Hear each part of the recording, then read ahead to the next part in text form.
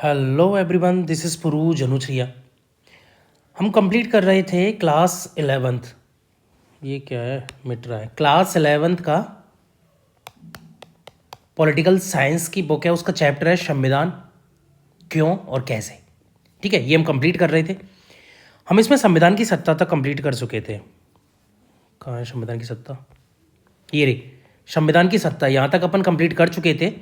उसके बाद ठीक है, उसके बाद आज का ये भी कंप्लीट हो गया था। ठीक है, आज का हमारा टॉपिक है संविधान को प्रचलन में लाने का तरीका। ठीक है, वो तरीका क्या है कि संविधान को प्रचलन में लाया जाए। मैं आपको एक बार फिर से बता देता हूँ, मैंने पिछली वीडियोस में भी बताया था कि ये आरपीएससी फर्स्ट ग्रेड के परस्पेक्टिव से काफ़ी ज़्यादा इम्पोर्टेंट है, क्योंकि 9th 10th 11th और 12th एनसीईआरटी से डायरेक्टली क्वेश्चंस पूछे जाते हैं और काफ़ी मात्रा में पोर्शन आता है इसका। तो अपन लाइन टू लाइन इसको कंप्लीट करने वाले हैं। अगर आप एनसीईआरटी रीड करते हैं बहुत अच्छी बात है, अगर आप नहीं रीड करते हो आप ये वीडियोस देख सकते हैं, एक भी पॉइंट नहीं छोड़ा जाएगा। ठीक है, तो चलिए स्टार्ट करते हैं संविधान को प्रचलन में लाने का तरीका। इसका मतलब है कि कोई संविधान कैसे अस्तित्व में आया। भाई जैसे कि हम अपने अगर देश की बात करें तो हमारा देश आज़ाद हुआ, उस टाइम पे हमारे देश में संविधान नहीं था। ठीक है, संविधान नहीं था तो पहली बार संविधान लाना पड़ेगा। और संविधान इस तरीके से हो कि एक दूरगामी सोच के साथ कि हमारे देश का जो है विकास, जो डेवलपमेंट होता बहुत अच्छे से हो सके, हमारे देश की जो ग्रोथ है बहुत अच्छे से हो सके, हम मतलब पूरे विश्व में अव्वल आ सकें, या फिर हम इतनी ज़्यादा प्रोग्रेस कर सकें कि हमारा देश जो है टॉप देशों में गिना जाए। ठीक है, तो हमें ह्यूमैनिटी पे भी ध्यान देना है, हमें एजुकेशन पे भी ध्यान देना है, हमें अपनी इकोनॉमी पे भी ध्यान देना है, हमें अपनी रक्षा पे भी ध्यान देना है। तो बहुत सारी चीज़ें जो हैं उन सब पे हमें ध्यान देना होता है। तो उस सब चीज़ों को ध्यान में रख के एक संविधान बनाया जाता है। लेकिन संविधान बनाएगा कौन, ये सबसे बड़ा सवाल होता है कि संविधान कौन बनाएगा। जैसे कि हमने पिछली वीडियो में बात की थी कि संविधान, जैसे कि अगर हम इराक की बात करें, इराक की बात करें तो बगदादी चाहते हैं हम बनाएंगे, बोला था ना। अब भी सब हाथ मिलाने के लिए तैयार हो गए हैं, अब हम जल्दी ही संविधान बना लेंगे, बगदाद ने बोला है। सिया क्या बोलते हैं, मेरे पास कागज है मैं संविधान लिखूंगा। भाई ये क्या चक्कर है। सुन्नी बोलता है मेरे पास कलम है मैं संविधान लिखूंगा, या लिखना चाहिए जो भी। मेरे पास इंक है संविधान मुझे लिखने तो कुर्द कहते हैं। तो संविधान लिखेगा कौन? तो सभी मिलके एक डिसाइड करते हैं कि एक समिति बनाई जाए। वो समिति जो है लोगों के हितों को ध्यान में रखते हुए संविधान बनाएगी। संविधान ऐसा होना चाहिए जिसमें सभी का हित इंक्लूड हो। ऐसा नहीं कि किसी पर्टिकुलर धर्म, संप्रदाय या अमीर गरीब, पावरफुल कमजोर, किसी एक संप्रदाय को ध्यान में रखते हुए नहीं बने। तो ये सबसे बड़ी समस्या होती है। चलो अगर बन भी जाए तो उसे लागू कैसे किया जाए। तो लागू करने के लिए पावरफुल सरकार का होना जरूरी है, पावरफुल नेता का होना जरूरी है।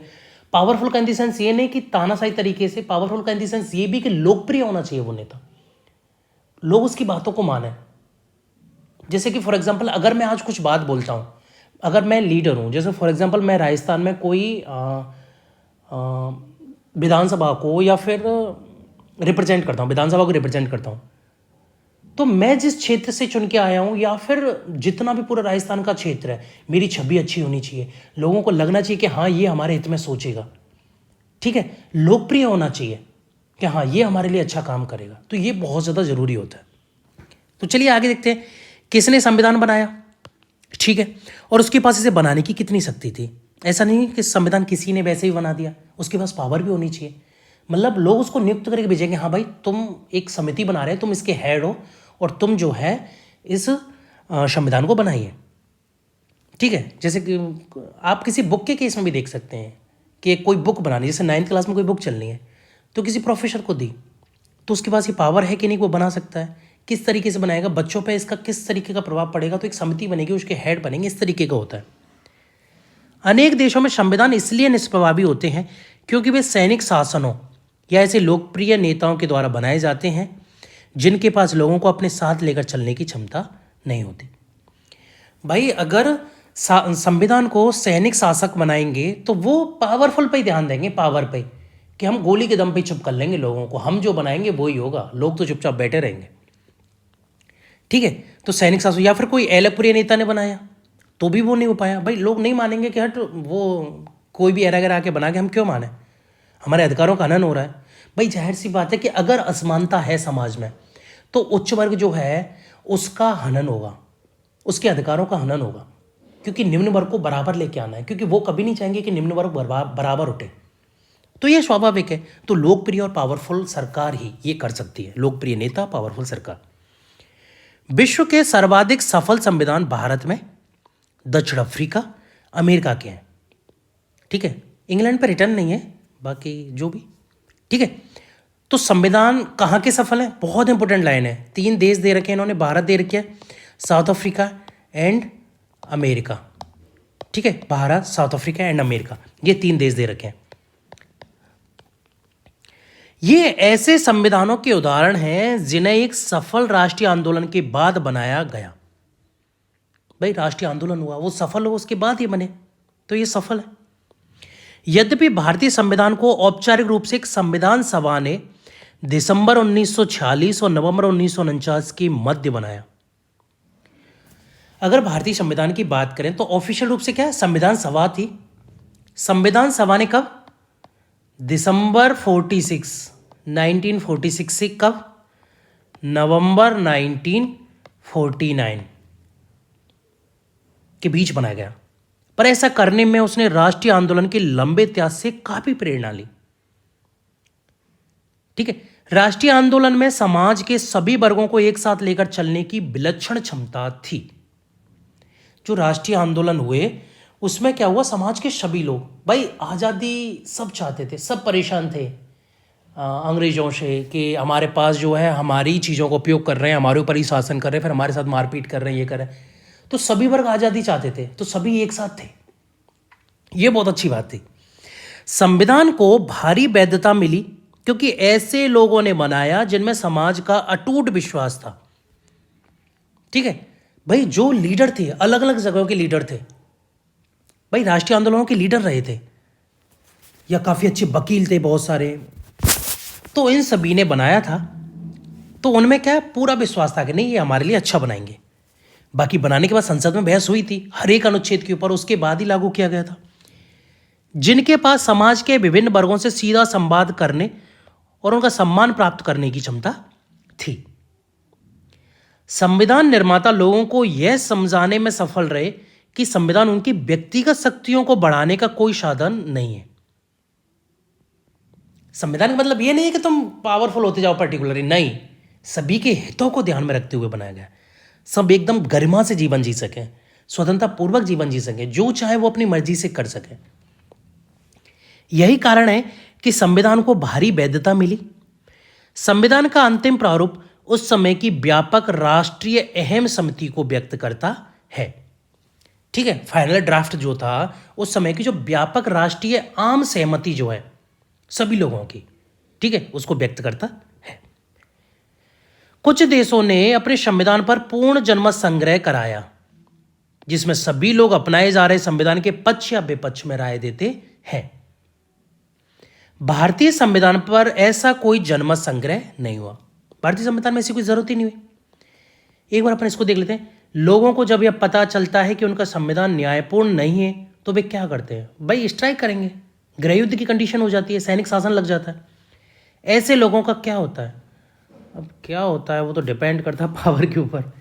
जिनका संविधान केवल कागज पर ही होता है, कुछ नहीं होता है सो कब भाई अराजकता फैलती है और क्या होगा।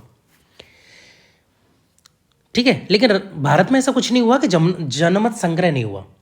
ठीक है, लोगों की राय नहीं पूछी गई, लेकिन जो नेता हैं वो डायरेक्टली लोगों से कनेक्टेड थी, उनको पता था कि ये हमारा अच्छा सोचेंगे, लेकिन इसे लोगों की ओर से प्रबल शक्ति प्राप्त थी। बिल्कुल सही बात है, क्योंकि यह बहुत ही लोकप्रिय नेताओं की सहमति और समर्थन पर आधारित था। ठीक है, सीधी सी बात है, लोकप्रिय नेताओं के समर्थन में था तो जाहिर सी बात है कि शक्ति तो प्राप्त थी। लोगों ने उसके प्रावधानों पर अमल करके उसे अपना लिया। अतः संविधान बनाने वालों का प्रभाव भी एक हद तक संविधान की सफलता की संभावना सुनिश्चित करता है। बिल्कुल सही बात है, संविधान बनाने वालों का प्रभाव जो है वो एक हद तक क्या करता है? संविधान की सफलता की संभावना को सुनिश्चित करता है। ठीक है, संविधान बनाने वाले उनको प्रभावशाली होने चाहिए ना। ऐसे नहीं कोई भी मैं घर में लिख के बैठ दूं कि मैं आज भारत का संविधान लिख रहा हूं, कौन लिखेगा? जूते और पड़ेंगे भाई, सीधी सी बात है। ठीक है, ये टॉपिक और कर लेते हैं अपन। संविधान के मौलिक प्रावधान। तो एक सफल संविधान, ये जरूर देख लेते हैं, बहुत अच्छा है ये। ठीक है, पिछले टॉपिक में कुछ पॉइंट्स मिल गए हमको। भारत, दक्षिण अफ्रीका, अमेरिका यहाँ पे सफल है। भारत में जनमत संग्रह नहीं हुआ, कई देशों में जनमत संग्रह होता है, एक्सेट्रा। ठीक है, और भी कई सारे टॉपिक पॉइंट। एक सफल संविधान की यह विशेषता है कि वह प्रत्येक व्यक्ति को संविधान के प्रावधानों का आदर करने का कोई कारण अवश्य देता है। ठीक है, सफल संविधान की विशेषता क्या है कि वह प्रत्येक व्यक्ति को संविधान के प्रावधानों का आदर करने का कोई कारण अवश्य देता है। कि कोई भी संविधान का अनुच्छेद हो गया, ये कोई प्रावधान हो गया, तो आपको ये क्यों मानना चाहिए, आपके लिए ये क्यों अच्छा है, आपको इसका क्यों आदर करना चाहिए, ये आपके लिए क्यों ज़्यादा जरूरी है, क्यों आपके समाज के लिए ज़रूरी है, क्यों ह्यूमैनिटी के लिए ज़रूरी है, क्यों आइडियलिस्टिक तरीके से अच्छा है। ठीक है, उदाहरण के लिए जिस संविधान में बहुसंख्यकों को समाज के अल्पसंख्यक समूहों का उत्पीड़न करने की अनुमति दी गई हो, वहां अल्पसंख्यकों के पास कोई कारण नहीं होगा कि वे संविधान के प्रावधानों का आदर करें। बिल्कुल सही बात है भाई, जाहिर सी बात है कि अगर हम भारत की बात करें तो भारत जो है वो हिंदू धर्म प्रधान देश है।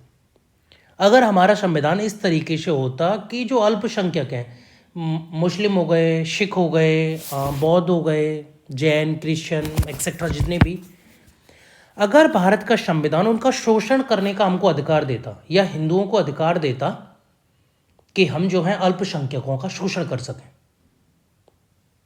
तो अल्पसंख्यक समुदाय जाहिर सी बात है कि वो उस प्रावधान को नहीं मानता, उसका आदर नहीं करता, उसके अगेंस्ट जो है स्ट्राइक करता। ये स्वाभाविक है क्योंकि उनके अधिकारों का हनन हो रहा है।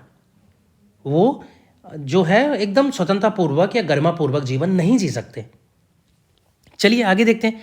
कोई संविधान अन्य लोगों की तुलना में कुछ लोगों को ज़्यादा सुविधाएं देता है या सुनियोजित ढंग से समाज के छोटे छोटे समूहों की शक्ति को और मजबूत करता है, तो उसे जनता की निष्ठा मिलनी बंद हो जाएगी। भाई सीधी सी बात है कि कोई संविधान क्या कर रहा है, किसी अन्य लोगों की तुलना में किसी को ज़्यादा सुविधा दे रहा है, ठीक है, या सुनियोजित ढंग से छोटे छोटे समूहों की शक्ति को और मजबूत करता है, तो उसे जनता की निष्ठा क्या होगी, मिलना बंद हो जाएगी। यदि कोई समूह यह महसूस करे कि उसकी पहचान को दबाया जा रहा है, तो उसके पास संविधान को मानने का कोई कारण नहीं होगा। बिल्कुल सही बात है भाई, कोई अपने स्वाभिमान से कब तक कॉम्प्रोमाइज करेगा।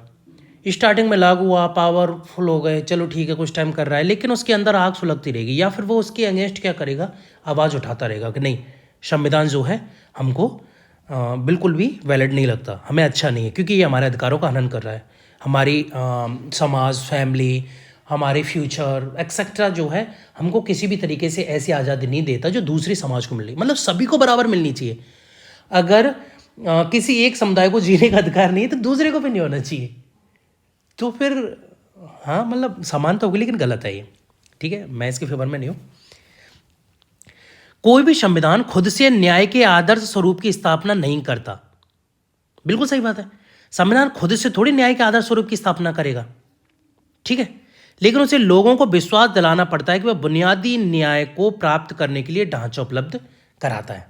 ठीक है, संविधान क्या करेगा, खुद तो नहीं करेगा न्याय वगैरह, खुद एकदम आदर्श स्वरूप वगैरह जो भी, लेकिन एक ऐसा ढांचा प्रदान कर देगा वो कि अगर कोई पद पर जिसके पास पावर है वो लोग बैठा हुआ है तो वो एकदम अच्छे से डिसीजन कर सके, किसी को न्याय दे सके।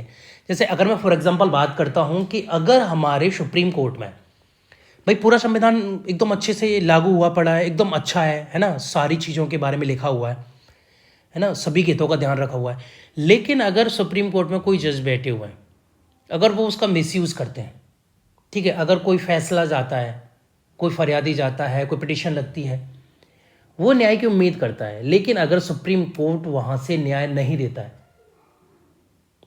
ठीक है, तो जाहिर सी बात है कि संविधान जो है उसके लिए तो गलत हो गया। लेकिन वहीं अगर एक ईमानदार आदमी बैठा हुआ है तो संविधान के हिसाब से उसको न्याय दे देगा, तो उसके लिए वो अच्छा हो गया। तो ये डिपेंड करता है कि उसको लागू करने वाले लोग कैसे हैं, उसको चलाने वाले लोग कैसे हैं। अगर संविधान को चलाने वाली जैसे सरकार है वो उसका मिसयूज करती है तो जाहिर सी बात है संविधान गलत हो जाएगा। अगर वो उसका अच्छे से यूज करती है तो संविधान अच्छा हो जाएगा। चलिए आगे देखते हैं। आप इस विचार को प्रयोग में लाएं, स्वयं अपने से यह प्रश्न पूछिए, समाज के कुछ बुनियादी नियमों में ऐसी कौन सी चीजें होनी चाहिए जिनसे सभी लोगों को उन्हें मानने का एक कारण मिल सके। ठीक है, कोई संविधान अपने सभी नागरिकों की स्वतंत्रता और समानता की जितनी अधिक सुरक्षा करता है, ठीक है, संविधान ही तो करता है, किसकी? सभी नागरिकों की स्वतंत्रता की रक्षा करता है, समानता की सुरक्षा करता है, ठीक है, उसकी सफलता की संभावना उतनी ही बढ़ जाती है। भाई जाहिर सी बात है कि अगर हम सभी को अधिकार दे देंगे कि आप आराम से स्वाभिमानी रहिए, स्वतंत्र रहिए, सभी को समानता का अधिकार है, तो जाहिर सी बात है कि ऐसा संविधान तो एकदम अच्छा संविधान ही होता है ना, सभी का ध्यान रखा जा रहा है। मोटे तौर पर कहें तो क्या भारतीय संविधान प्रत्येक नागरिकों को एक ना एक ऐसा कारण देता है जिससे वह उसकी सामान्य रूपरेखा का समर्थन कर सके? बिल्कुल। इस पुस्तक को पढ़ने के बाद आप इस प्रश्न का हां में उत्तर देने की स्थिति में होने चाहिए। ठीक है, एक बार हम इसको देख लेते हैं, या फिर ऐसा करेंगे, इसके लिए एक अलग से वीडियो बना देंगे इस वाले सेशन के लिए। ठीक है, तो चलिए फिलहाल के लिए इतना ही, आगे हम फिर आएंगे आपके लिए एक नई वीडियो लेकर। तब तक के लिए थैंक यू।